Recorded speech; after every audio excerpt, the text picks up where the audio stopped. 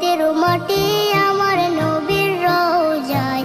তোমরা যদি যাও গো মদিনায়, তোমরা যদি যাও গো মদিনায়। ইয়া রাসূলুল্লাহ ইয়া হাবিবাল্লাহ, ইয়া রাসূলুল্লাহ ইয়া হাবিবাল্লাহ।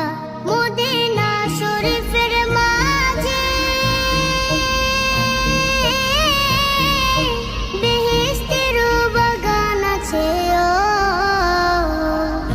সেই বাগানে শুয়ে আছেন, সেই বাগানে শুয়ে আছেন প্যারা নবী মুস্তাফায়। মদিনা শরীফের মাঠ জুমার দিনে